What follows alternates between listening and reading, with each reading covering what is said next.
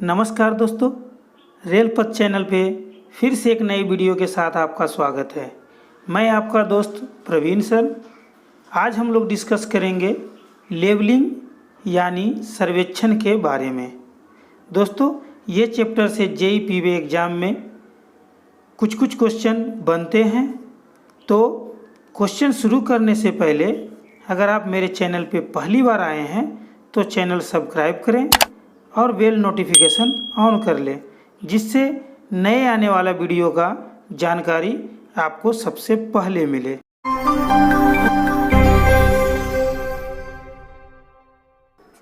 तो दोस्तों, मैं अब क्वेश्चन के ऊपर चलता हूं। मैं आपको क्वेश्चन हिंदी में कराऊंगा, क्योंकि काफ़ी यूट्यूब चैनल है लेकिन हिंदी में कहीं पे लेबलिंग का क्वेश्चन नहीं कराया है। इसलिए मैं आप लोग को हिंदी में क्वेश्चन प्रोवाइड करूंगा, क्योंकि हिंदी वाले छात्र को भी बेनिफिट होना चाहिए। इसमें जो भी क्वेश्चन कराए जा रहे हैं सभी क्वेश्चन इम्पोर्टेंट है, तो आप इसे ध्यान से समझेंगे। अगर आपको एक बार में नहीं समझ में आया तो आप ये वीडियो दूसरी बार या तीसरी बार देखेंगे तो ये टोटल क्वेश्चन आपको समझ में आ जाएगा। मैं आपको गारंटी देता हूँ दोस्तों, ये बिल्कुल इजी चैप्टर है। तो ये फर्स्ट क्वेश्चन है, एक लेवल स्टेशन से पहला रीडिंग डैश होता है। तो इसका आंसर क्या हो जाएगा?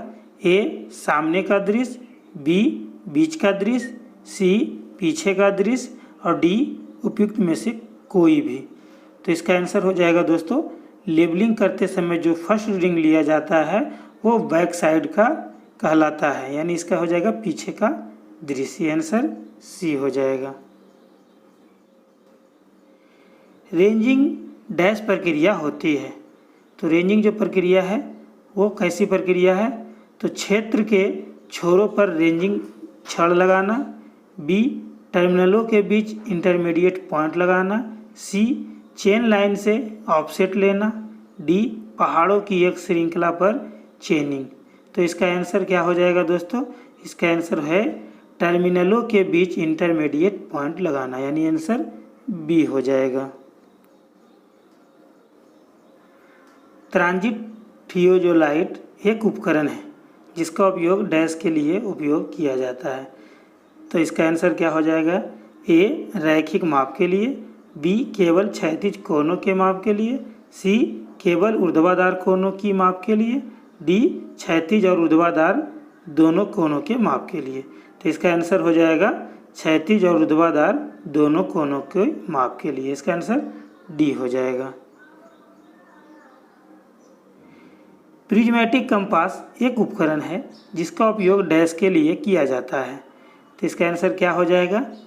इसका ए रैखिक माप के लिए, बी केवल क्षैतिज कोनों के माप के लिए, सी केवल ऊर्ध्वाधर कोनों की माप के लिए, डी क्षैतिज और ऊर्ध्वाधर दोनों कोनों के माप के लिए। तो इसका आंसर क्या हो जाएगा? प्रिज्मेटिक कंपास जो है वो केवल क्षैतिज कोनों के माप के लिए है। इसका आंसर बी हो जाएगा।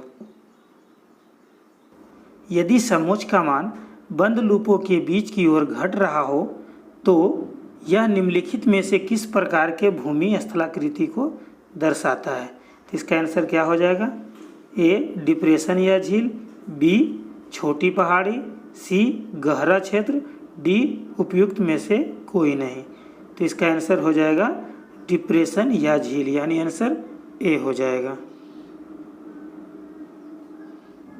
यदि केंद्र समोच्च का उच्चतर उन्नयन मान हो तो निम्न में से किस प्रकार के भूमि स्थलाकृति को दर्शाता है? तो इसका आंसर हो जाएगा ए डिप्रेशन या झील, बी छोटी पहाड़ी, सी गहरा क्षेत्र, डी उपयुक्त में से कोई नहीं। तो इसका आंसर हो जाएगा बी, यानी छोटी पहाड़ी। आंसर बी हो जाएगा। किसी दिए गए मेरिडियन के सापेक्ष रेखा की दिशा को डैश कहा जाता है।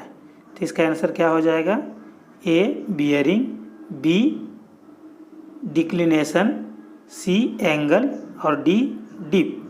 तो इसका आंसर दोस्तों हो जाएगा किसी दिए गए मेरिडियन के सापेक्ष रेखा की दिशा को बियरिंग कहते हैं, यानी आंसर ए हो जाएगा। डैश बियरिंग को सर्वेक्षण की दिशा में मापा जाता है। तो इसका आंसर क्या हो जाएगा? ए प्राइमरी, बी फर्स्ट, सी फोर, डी ट्रांजिटिंग। इसका आंसर क्या हो जाएगा दोस्तों? तो डैश बियरिंग को सर्वेक्षण की दिशा में मापा जाता है तो इसे फोर बियरिंग कहते हैं। आंसर सी हो जाएगा। निम्न में से कौन डंपी स्तर का समायोजन है? तो इसका आंसर क्या हो जाएगा? तो ए समतल करना, बी सेट करना, सी लंबन का उन्मूलन, डी इनमें से सभी। तो ये डंपी स्तर का स्थायी समायोजन है तो इसमें आंसर हो जाएगा डी इनमें से सभी। तो इसका आंसर डी हो जाएगा। वह बिंदु जिस पर लेबलिंग के पीछे के दृश्य और सामने के दृश्य दोनों को लिया जाता है वो डैश कहलाता है। तो इसका आंसर हो जाएगा A change point, B plus side, C minus side, D उपयुक्त सभी। तो दोस्तों जहाँ दोनों सामने और पीछे दोनों लिया जाता है वो चेंज पॉइंट कहलाता है, यानी इसका आंसर ए हो जाएगा।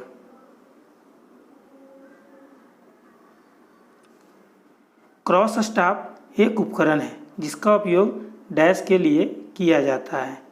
तो इसका आंसर हो जाएगा ए रैखिक माप के लिए, बी कोण बनाने के लिए, सी लंबवत कोण बनाने के लिए, डी कोई नहीं।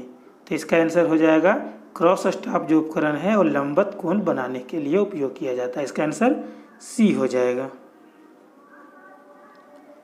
एक आदर्श रेलवे ट्रांजिशन कर्व का आकार होता है। तो इसका आंसर क्या हो जाएगा?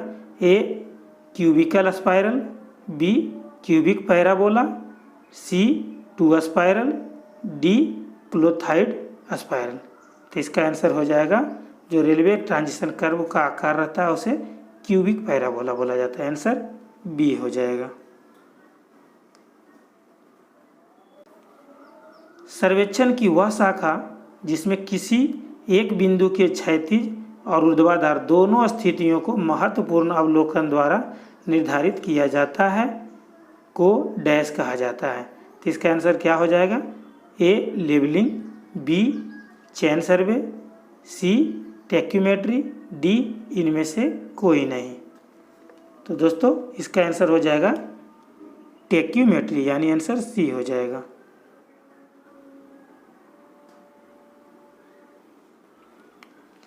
लेबलिंग ऑपरेशन में क्या किया जाता है? तो इसका आंसर क्या हो जाएगा? ए जब उपकरण को स्थानांतरित किया जा रहा है तो कर्मचारी को स्थानांतरित नहीं किया जाना चाहिए। बी जब कर्मचारियों को आगे बढ़ाया जा रहा है तो उपकरण स्थिर रहना चाहिए। सी दोनों ए और बी, डी ना तो ए और ना तो बी। तो इसका आंसर क्या हो जाएगा दोस्तों? तो इसका आंसर हो जाएगा सी ए और बी दोनों। आंसर सी हो जाएगा।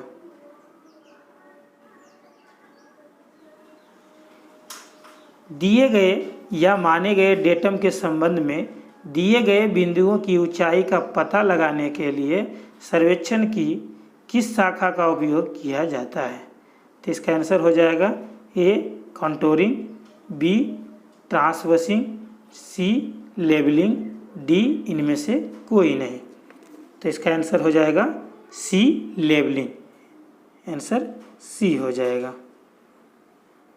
लेबलिंग एक डैश में माप से संबंधित है। तो इसका आंसर हो जाएगा क्षैतिज सतह, बी ऊर्ध्वाधर सतह, सी झुका हुआ सतह, डी ए एंड बी दोनों। तो इसका आंसर हो जाएगा लेबलिंग सिर्फ ऊर्ध्वाधर सतह को मापता है। तो इसका आंसर हो जाएगा बी ऊर्ध्वाधर सतह बोले तो ऊपर नीचे। लेबलिंग ऑपरेशन में यदि क्या होगा? तो दोस्तों ए दूसरी रीडिंग पहले से अधिक हो तो यह वृद्धि को दर्शाता है, बी पहली रीडिंग दूसरी से अधिक हो तो यह वृद्धि को दर्शाता है, सी पहली रीडिंग दूसरी से कम हो तो यह कमी को दर्शाता है, डी यानी कि बी एंड सी दोनों। तो इसका आंसर हो जाएगा डी, यानी बी एंड सी दोनों। तो इसका आंसर हो जाएगा पहली रीडिंग दूसरी से अधिक हो तो यह वृद्धि को दर्शाएगा, और पहली रीडिंग दूसरी से कम हो तो यह कमी को दर्शाएगा। आंसर डी हो जाएगा।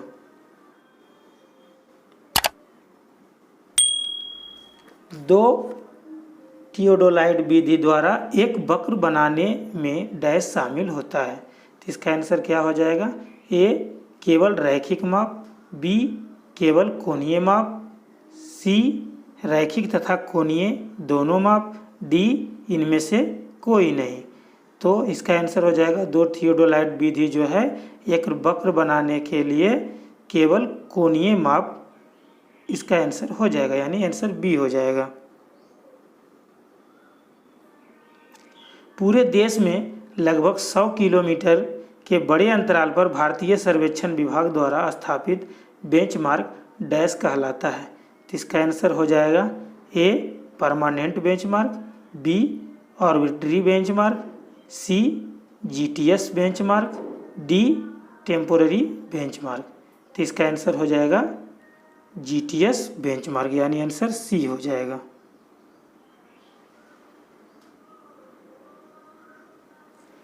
एक स्वतंत्र रूप से निलंबित चुंबकीय सुई और उसकी धुरी पर एक क्षैतिज रेखा के अनुदैर्ध्य अक्ष के बीच ऊर्ध्वाधर कोण डैश के रूप में जाना जाता है।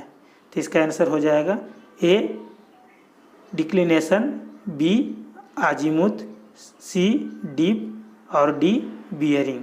तो इसका आंसर हो जाएगा सी डीप हो जाएगा। डेटम के ऊपर ज्ञात ऊंचाई का एक अपेक्षाकृत नियत बिंदु को डैश कहा जाता है। तो इसका आंसर हो जाएगा ए बेंचमार्क, बी डेटम पॉइंट, सी घटा हुआ लेवल, डी संदर्भ। तो इसका आंसर हो जाएगा डेटम के ऊपर ज्ञात ऊंचाई का जो नियत बिंदु कहलाता है वो बेंचमार्क, आंसर ए हो जाएगा। विभिन्न सरकारी विभागों जैसे पीडब्ल्यूडी, रेलवे, सिंचाई आदि द्वारा स्थापित बेंचमार्क को डैश कहा जाता है। तो A permanent benchmark, B arbitrary benchmark, C GTS benchmark, D temporary benchmark. तो इसका आंसर हो जाएगा परमानेंट बेंचमार्क, यानी आंसर ए हो जाएगा। अगर एक बेंचमार्क RL 100 का पर बैक साइड 1.465 है और एक बिंदु पर फोर साइड 1.265 है, तो उस बिंदु का RL बोले तो रेल लेवल डैश है। तो इसका आंसर क्या हो जाएगा? ए 100.465, बी 100.265, सी 100.365, डी 100.200। तो इसका आंसर हो जाएगा 100.200, यानी आंसर डी हो जाएगा। 2 डिग्री रेलवे वक्र की त्रिज्या क्या होती है? तो इसका आंसर हो जाएगा ए 1750 मीटर, बी 875 मीटर, सी 583.33 मीटर, डी 200 मीटर। तो इसका आंसर हो जाएगा 875 मीटर, यानी आंसर बी हो जाएगा। 1750 मीटर त्रिज्या के रेलवे कर्व का डिग्री क्या होता है? तो इसका आंसर हो जाएगा ए 1 डिग्री, बी 2 डिग्री, सी 4 डिग्री, डी 5 डिग्री।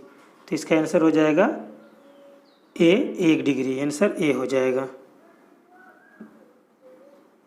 डेटम के ऊपर या नीचे की ऊर्ध्वाधर दूरी को डैश कहा जाता है। तो इसका आंसर हो जाएगा ए घटा हुआ लेवल, बी ऊंचाई, सी बेंचमार्क, डी इनमें से कोई नहीं।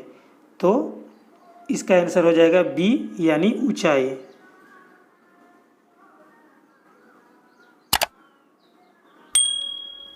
लेबलिंग उपकरण को स्थानांतरित करने या लेबलिंग कार्य को बंद करने से पहले अज्ञात ऊंचाई पर रखे गए अंतिम स्टॉप रीडिंग को डैश कहा जाता है। तो इसका आंसर हो जाएगा ए पीछे का दृश्य, बी बीच का दृश्य, सी सामने का दृश्य और डी इनमें से कोई नहीं। तो इसका आंसर हो जाएगा सामने का दृश्य यानी फोर साइड। आंसर सी हो जाएगा। पीछे के दृश्य और सामने के दृश्य के बीच अज्ञात ऊंचाई के एक बिंदु पर लिए गए स्टॉप रीडिंग को डैश कहा जाता है। तो इसका आंसर हो जाएगा ए बेंचमार्क, बी घटा हुआ लेवल, सी डेटम और डी बीच का दृश्य। तो इसका आंसर हो जाएगा बीच का दृश्य यानी आंसर डी हो जाएगा। लेबलिंग में एक बिंदु जिसकी ऊंचाई निर्धारित की जानी है डैश कहलाता है। तो इसका आंसर हो जाएगा ए बेंचमार्क, बी घटा हुआ लेवल, सी डेटम और डी स्टेशन। तो इसका आंसर हो जाएगा डी स्टेशन। संदर्भ बिंदु जिसकी ऊंचाई छोटे लेबलिंग संचालन के लिए किया जाता है और इसकी ऊंचाई किसी निश्चित डेटम को संदर्भित नहीं करती है को डैश कहा जाता है। तो इसका आंसर हो जाएगा GTS benchmark, B permanent benchmark, C arbitrary benchmark, D temporary benchmark. तो इसका आंसर हो जाएगा आर्बिट्री बेंचमार्क यानी आंसर सी हो जाएगा। संदर्भ बिंदु जिस पर एक दिन का लेबलिंग कार्य बंद किया गया हो और जहां से अगले दिन लेबलिंग का काम जारी रखा जाता हो को डैश कहा जाता है। तो इसका आंसर हो जाएगा A GTS benchmark, B permanent benchmark, C arbitrary benchmark, D temporary benchmark. तो इसका आंसर हो जाएगा डी टेम्पोररी बेंचमार्क।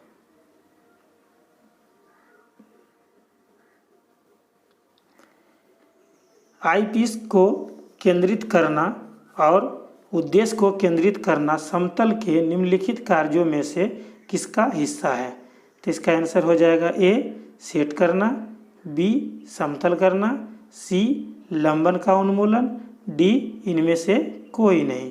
तो इसका आंसर हो जाएगा सी लंबन का उन्मूलन। स्टैंड पर उपकरण लगाना तथा लेग समायोजन द्वारा उपकरण का अनुमानित लेबलिंग करना लेबलिंग के निम्नलिखित कार्यों में से किसका हिस्सा है। तो इसका आंसर हो जाएगा ए सेट करना, बी समतल करना, सी लंबन का उन्मूलन, डी इनमें से कोई नहीं। तो इसका आंसर हो जाएगा ए सेट करना।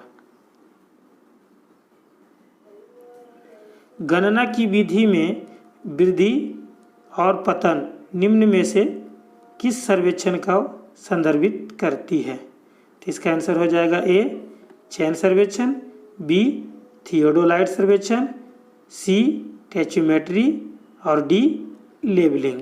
तो इसका आंसर हो जाएगा डी लेबलिंग। गणना की उपकरण ऊंचाई विधि निम्न में से किस सर्वेक्षण को संदर्भित करती है। तो इसका आंसर हो जाएगा ए चैन सर्वेक्षण, बी थियोडोलाइट सर्वेक्षण, सी टैचोमेट्री और डी लेबलिंग। तो इसका आंसर हो जाएगा डी लेबलिंग। जिस कोण से राजमार्ग का क्षैतिज संरेखण मूल पथ से अपनी दिशा बदलता है उसे डैश के रूप में जाना जाता है। तो इसका आंसर हो जाएगा A angle of deflection, B angle of intersection, C direct angle, D उपयुक्त में से कोई नहीं। तो इसका आंसर हो जाएगा ए एंगल ऑफ डिफ्लेक्शन।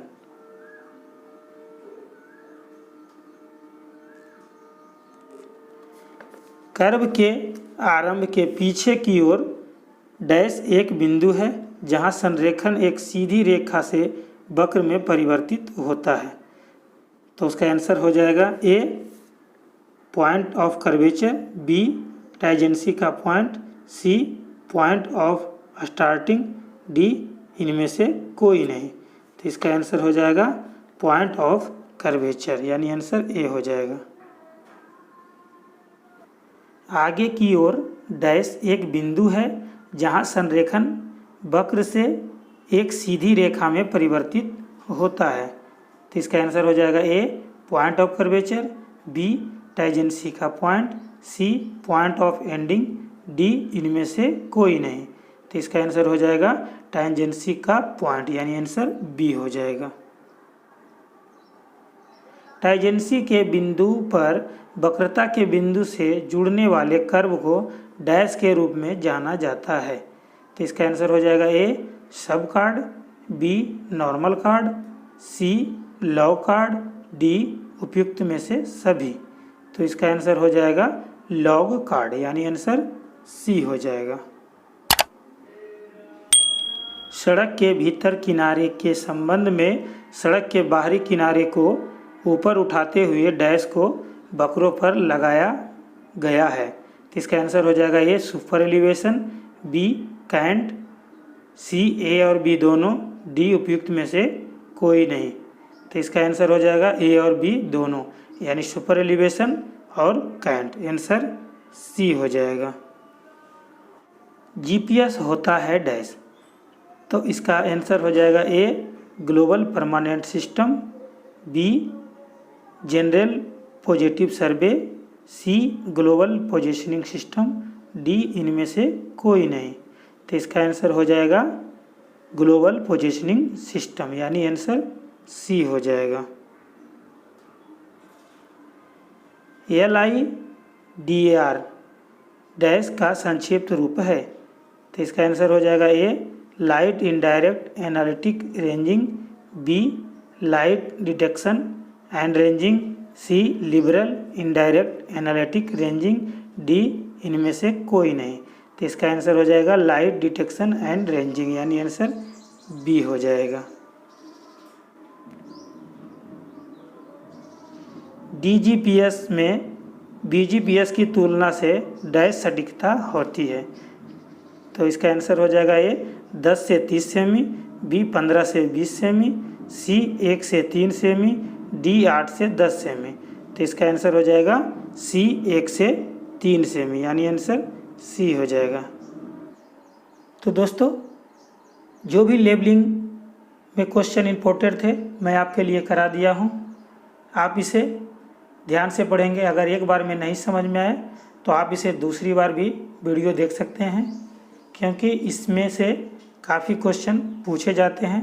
जो भी क्वेश्चन है वो सभी इम्पोर्टेंट क्वेश्चन है इसमें। तो मेरा वीडियो आपको कैसा लगा आप कमेंट में करके ज़रूर बताएंगे, जिससे मेरा भी अगले वीडियो बनाने का मोटिवेशन हो। दोस्तों, अगर ये वीडियो अच्छा लगा हो तो आप मेरे चैनल को सब्सक्राइब करें और बेल नोटिफिकेशन ऑन कर लें, जिससे नेक्स्ट वीडियो आने वाला आपको सबसे पहले मिले।